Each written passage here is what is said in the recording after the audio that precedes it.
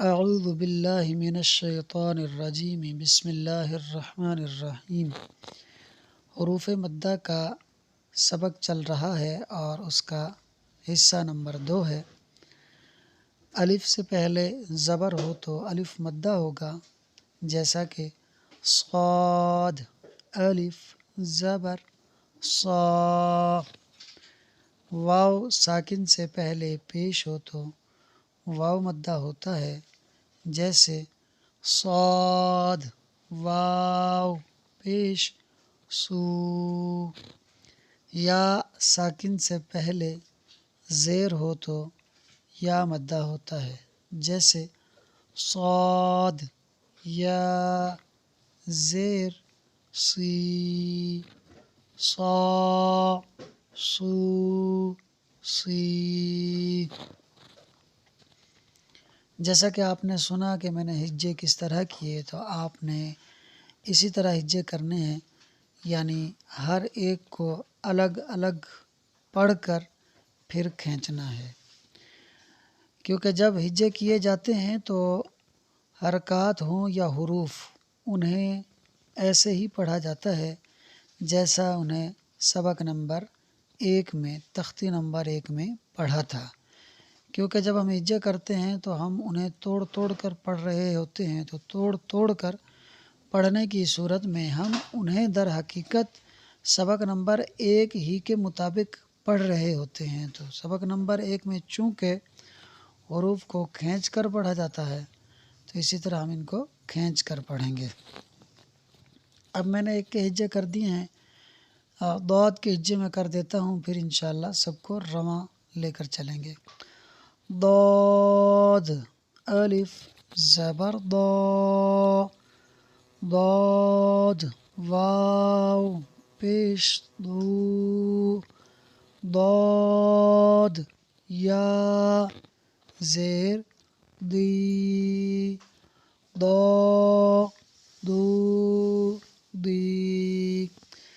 ایک الف یعنی 2 حرکات کے برابر کھینچنا اتنا نہیں ہوتا جتنا میں کھینچ رہا ہوں، مگر چونکہ ہم غیر عربی لوگ ہیں تو اس کے مطابق پڑھنے کے لیے زیادہ کھینچا کہ عادت نہیں ہوتی کھینچ کر پڑھنے کی، تو اتنا زیادہ اگر کھینچیں گے تو جو 2 حرکات کے برابر کھینچنا ہے اس تک کھینچنا ہو ہی جائے گا۔ اب میں رواں پڑھتا ہوں۔ تو تو تی، وا وو وی۔ یہ جو وا ہے اس میں زبان دانتوں سے لگے گی اور تالو کو بھی گھیرے گی۔ آ رو ری، عین۔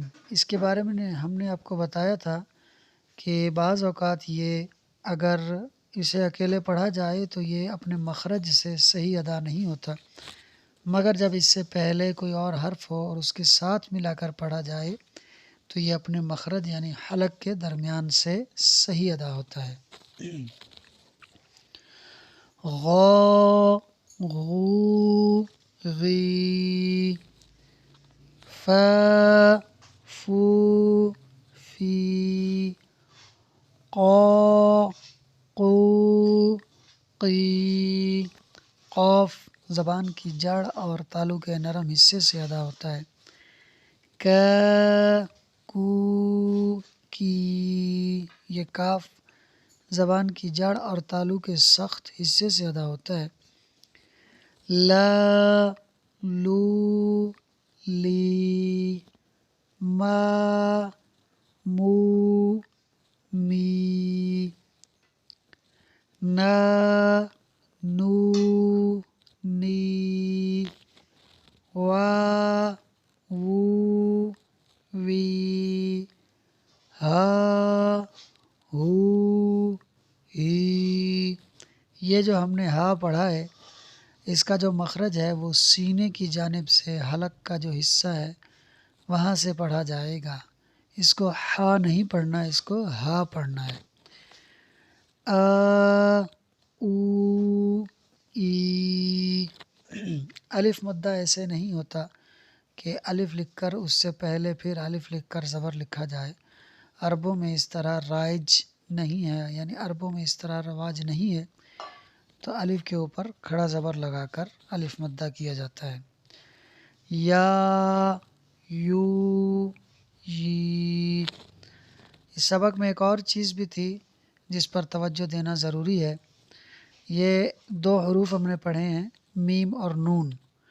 اب اس کے اندر غنہ نہیں ہوتا مگر کر دیا جاتا ہے بے توجہی کی بنا پر۔ اب جیسے ہے ما، یہ ہم نے منہ سے پڑھنا ہوتا ہے، لیکن بعض لوگ کیا کرتے ہیں جب تجوید سیکھ رہے ہوتے ہیں تو یہ غنہ کر کے پڑھتے ہیں ما۔ اب یہ آواز ناک میں چلی گئی۔ اسی طرح منہ، می، نا، نو، نی۔ اب یہ دیکھیں کہ آواز کو ناک میں لے جا کر پڑھا جا رہا ہے، حالانکہ یہ ناک میں لے جا کر نہیں پڑھا جائے گا، یہ منہ سے پڑھا جائے گا۔ کس طرح؟ ما، یہ منہ سے آواز ہے، اور اگر ناک سے آئے گی تو آئے گی ما۔ ان دونوں کے اندر فرق ہے، تو ہم نے ما پڑھنا ہے، ما نہیں پڑھنا۔ اسی طرح مو پڑھنا ہے، مو نہیں پڑھنا۔ اسی طرح می پڑھنا ہے، می نہیں پڑھنا۔ نا، نو، نی۔ امید ہے بات آپ کو سمجھ میں آ گئی ہوگی۔ نیچے ایک وظیفہ دیا ہوا ہے، اس کو بھی پڑھ لیتے ہیں۔ 21 بار یا علیمو اول آخر ایک بار درود شریف پڑھ کر پانی پر دم کر کے 40 روز تک نہار منہ پئیں۔ نہار منہ مانا اس سے پہلے کچھ کھائیں پئیں نہیں، بلکہ یہ وظیفہ کسی پانی پر دم کر کے پئیں تو انشاءاللہ عز و جل اس سے پینے والے کا حافظہ روشن یعنی مضبوط ہوگا، یعنی اس کا حافظہ مضبوط ہو جائے گا۔ اللہ تبارک و تعالیٰ سے دعا ہے کہ جو پڑھا اس میں جو غلطی کوتاہی ہوئی اپنے کرم سے معاف فرمائے، اسے اپنی بارگاہ میں قبول فرمائے، تجوید کے آئین مطابق ہمیں پڑھنے والا بنائے۔ آمین بجاہ النبی الامین۔